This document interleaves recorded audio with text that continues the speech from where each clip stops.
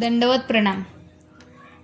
आज आपण बघणार आहोत की मांडवा पंथामध्ये श्रीकृष्ण भगवंतांना मानलं जातं, परंतु राधेला का मानलं जात नाही? राधेची पूजा का केली जात नाही? राधा ही खरंच होती का? महाभारतात राधेचा उल्लेख केलेला नाही, भागवतामध्ये राधेचा उल्लेख केलेला नाही, तरी संपूर्ण भारत तिचं नाव का घेतलं जातं?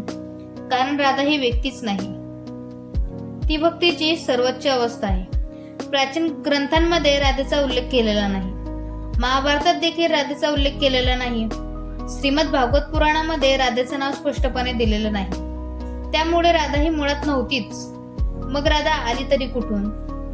नंतरच्या भक्ती परंपरेत संत आणि कवींनी राधेचे वर्णन केलेले आहे। विशेषतः जयदेव यांनी राधेचं वर्णन केलेलं आहे। जयदेव हे गीतकार होते। गीत गोविंद हे जयदेवांनी गीत काढले। जयदेव हे लक्ष्मण सेन यांच्या दरबारात होते। लक्ष्मण सेन यांचा काळ इसवी सन 1178 ते 1206 हा होता। गीत गोविंद ही सुमारे 850 वर्षापूर्वी 12व्या शतकात जयदेवांनी लिहिली आणि तेथूनच राधाकृष्ण हे प्रेम भारतभर पसरले। जयदेवांच्या गीत गोविंद मध्ये राधा खूप महत्वाची मानली गेली। म्हणजेच राधा ही फक्त ऐतिहासिक व्यक्ती नाही, तर ती एक भावना आणि तत्व आहे। राधा ही गवळांची मुलगी होती। अनेक कथांमध्ये राधा हिला वृंदावनातील गोपी गवळांची मुलगी म्हणून दाखवले आहे। ही माहिती मुख्यतः लोककथा आणि भक्तींवर ग्रंथातून आलेली आहे। राधा विवाहित होती का? तर हो, राधा विवाहित होती।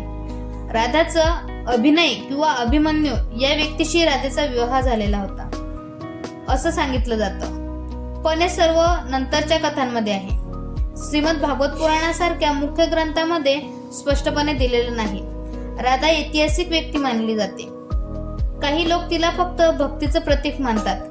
महाभारतात राधेचा उल्लेख नाही। श्रीमद भागवत पुराणात गोपी आहे, पण राधेचं नाव स्पष्टपणे उल्लेखलं गेलं नाही। एक विशेष गोपी आहे जी कृष्णाला सर्वात प्रिय आहे। काही विद्वान तिला राधा मानतात। प्राचीन मूळ ग्रंथात राधा स्पष्टपणे दिसत नाही। जयदेव यांच्या गीत गोविंद मध्ये राधाकृष्ण यांचं सुंदर प्रेम वर्णन केलेलं आहे। इथे राधा मुख्य नायिका बनते। त्यानंतर सूरदास आणि चैतन्य प्रभू यांनी राधेला भक्तीचं सर्वोच्च आदर्श मानलं। राधा ही वृंदावनातील गवळा समाजातील मुलगी होती, परंतु हे वर्णन मुख्य पुराणात नाही, लोककथा आणि नंतरच्या ग्रंथांमध्ये आहे। मग राधा होती की नव्हती? इतिहासाच्या दृष्टीने स्पष्ट पुरावा नाही। लोकांच्या दृष्टीने राधा म्हणजे भावना, ऊर्जा, भक्तीचं रूप मानलं जातं। काहींसाठी राधा ही खरी व्यक्ती होती, काहींसाठी राधा अध्यात्माचं प्रतीक होतं। याच कारणामुळे मांडवा पंथामध्ये राधेला मानलं जात, कारण राधा ही व्यक्ती होती। व्यक्ती असल्या कारणाने तिला मांडवा पंथामध्ये मानलं जात नाही, राधेची पूजा केली जात नाही, राधेची उपासना केली जात नाही। दंडवत प्रणाम।